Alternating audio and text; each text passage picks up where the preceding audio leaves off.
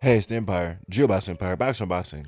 Now, man, last night was a banger, man. A lot of fights happened in the 135 division and in boxing period, right? Erickson Lubin versus Sebastian Fortuna happened. Ryan Garcia fought Togo, and people were split on what to fight, what to watch. Uh, the Erickson Lubin versus Fortuna fight, that was an instant classic, man. Both of them are dropped, and the thing is that Ryan Garcia fight, a lot of the champions, man, a lot of the contenders, they weren't too impressed, man. Now, Jojo Diaz, man, he watched the Ryan Garcia fight and he weighed in on how he felt. So did Devin the Dream Haney, right? Now, that being said, man, Jojo Diaz was supposed to fight Ryan Garcia before he fought Devin Haney. Ryan Garcia ended up not fighting Jojo Diaz for whatever reason he gave. I completely forgot what happened with that fight with Jojo Diaz and Ryan Garcia, but Ryan Garcia went another way. Ryan Garcia in the past said he wanted to fight it was Pacquiao at one point. Then he was supposed to fight Gamboa at one point. I mean, the guy was everywhere about fighting all these big names, but it ended up not happening, and he ended up fighting Emmanuel Toga after a long layoff after Luke Campbell, right? Now, all that being said, man, it's been over a year and 3 months since Ryan Garcia has been in the ring, and when he came back to fight Toga, everyone expected Ryan Garcia to just walk past his guy, but Joseph Diaz, after the fight, he had a sleeping emoji, basically saying that Ryan Garcia had a Snorefest of a fight. It was boring to watch. Yeah, now Joseph Diaz did get interviewed by Fight Hub TV, and he rated in on it more. He said that fight just wasn't entertaining. It was a bad fight for Ryan Garcia, and he wasn't impressed at all. Now Devin Dream Haney's even weighed in on it, and he said that fight was just sad. That's all he said, was sad, on his page after the fight with Ryan Garcia and Togo. Right now, that Garcia fight, he did drop Togo one time, but it went to decision, and it was wild stuff, man. I mean, Ryan Garcia had he was towering over Togo, and he could do whatever he wanted to him, basically. But Ryan Garcia was very inaccurate in that fight. His landing his punches, the easiest punch to land in boxing was a jab, and it was a challenge for him to even land that, right? Ryan Garcia, he threw 110 pound. He threw 110 punches and only landed 4 of those punches through 7 rounds. So it's really bad stuff for Ryan Garcia and just his accuracy. That was really bad look for him. And, the guy was just throwing a lot and missing a lot. That's why Togo was able to last so long, and he made it to decision. So that being said, man, the champions, they weren't really impressed. I'm going to be honest, man. There's so much boxing happening last night. I was shifting between the Ryan Garcia Togo fight and the Erickson Lubin Fortuna fight, or Sebastian Fortuna fight, and that fight with Lubin and Fortuna, man, that was an instant classic. That was just an exciting fight. Like I said earlier, Lubin and Fortuna, they're going back and forth, banging it out, and Lubin got dropped first, and just when you think Lubin got dropped first, and just when you think that Lubin's gonna go out of there, he comes back with a massive 9-punch flurry on Sebastian, ended up dropping the guy, right? But at the end, Sebastian got the better of Lubin, and he basically he stopped Lubin, right? They stopped in the corner, in between rounds, and that was that. So that being said, man, it was a good fight. It was a classic fight, but people were upset that the fight happened, that they stayed up and watched the fight when there's other fights going on in boxing, like the Lubin Fedorov fight. So all that being said, man, Ryan Garcia, he's always mentioned as something they call the 4 Kings, right? They always talk about Devin Haney,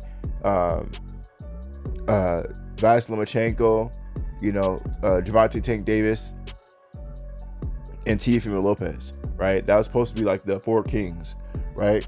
And Ryan Garcia definitely didn't live up to his name, but I mean, hey man, he got the job done, but it wasn't exactly a showing out fight for him. So, that being said, he had all the advantages over Toge, and the champions weren't too impressed, man. Now, I even did see Teddy Atlas as well say that the fight, he was mad that he stood up to watch the fight. That's probably its own video though, because Teddy Atlas, the guy has his own YouTube channel, he has his own show and everything. But yeah, man, so it's wild that Teddy Atlas weighed in on it, because he's been on TV before, he's been weighing in fights for years, so he's a really big deal. It's probably another video for another day. But yeah, even he weighed in on the Ryan Garcia fight, and it didn't look good at all.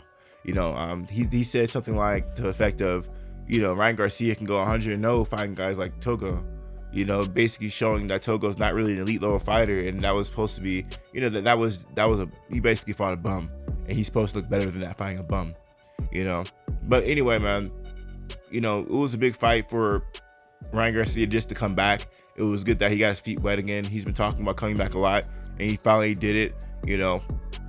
Now I've been seeing from the zone talking about who they want Ryan Garcia to fight next, and then they had 4 guys up there. They had Devin the Dream Haney, Vasyl Lomachenko, and George Gambosis, and then they had Jojo Diaz. And someone in the comment section made a really good point that all those guys are tied up, right? Devin Haney's already signed Gambosis, and he already signed a 3-fight deal where if Devin Haney beats George, he would have to fight one more time in Australia, and after that he'd fight Vasyl Lomachenko, right? Those 3, that means 3 fighters are already tied up, and the only fighter really left is Jojo Diaz. So the reason why I'm talking about Diaz so much is because the chances are he's gonna be fighting Ryan Garcia, at least for a big name. He's gonna be one of the top guys to fight. So yeah, man, be checking for Ryan Garcia and Jojo Diaz. If you guys want to see that post, go to the zone himself, and it will show those 4 guys. And yeah, man, it will show Vasyl Lomachenko, George Gambosis, Devin Haney, and Jojo Diaz. And it says, who do you want to fight next? And like I said earlier, 3 of those guys are already tied up. Devin Haney already signed a contract with Top Rank to fight 2 of those guys, right? And that's basically all 3, including Devin Haney. The only free available person really is Jojo Diaz. So that's the only route Ryan Garcia has next. Maybe he has one soft touch, and maybe he can look spectacular before he gets to Jojo Diaz. But that's looking like the route for Ryan Garcia. And there's some history between Jojo Diaz and Ryan Garcia. They're both the mandatories at one point, and to fight Devin Haney, now Haney's going to be fighting for undisputed. So a lot of champions weighing in on Ryan Garcia's performance. I'm gonna have to agree that fight wasn't too exciting. Ryan Garcia being so fast, right? So long, so young. You'd think he would dismantle this older fighter in Toge. Didn't do it. Very, very sad stuff, man. But we're gonna see how Ryan Garcia's career goes from here. He's broken up with Canelo Alvarez, right, and his team with Eddie Renenzo, and he's with Goosen right now. So that Goosen, and man, he's not looking good with Goosen, but let's keep it a buck. He got with Goosen real late during this announcement and the actual finalization of the fight. So we didn't see any Goosen techniques in Ryan Garcia yet, but I think that Ryan Garcia probably should have stayed with Canelo Alvarez, keep it a buck. Joe Goosen, I'm not sure if that's a really good fit for him. Ryan Garcia is not much of a pure boxer as far as what Goosen is going to train him to be. Say what you want about Canelo Alvarez, but Eddie Renenzo and them, they probably have the best camp right now coming out of Mexico for sure. A lot of big hitters there, a lot of guys who perfected their technique in certain punches to knock guys out. Oscar Valdez did knock out Burchett. He's fighting Shakur Stevenson, and he has a Sunday punch. Canelo Alvarez, broke Billy Lozano's orbital bone, right? And he has his Sunday punch. Ryan Garcia has his left hook, but he's still young. Maybe if he develops that right hand, he can have more Sunday punches, which is a really big deal. You need that punch in boxing because, these fighters, especially like Ryan Garcia, he's young, So he's obviously going to be going up in weight later in his career, and he needs to maintain that power, right? I think Eddie Renenzo is perfect for that. But we're gonna see where where Ryan goes from here. Will he stay with Joe Goosen, or will he switch trainers and go back to Canelo Alvarez? We're gonna see, man. Anyway, let me know how you guys feel about it, though. Like, comment, subscribe. This is the Empire. Geobasket Empire. Peace. Geobasket Empire.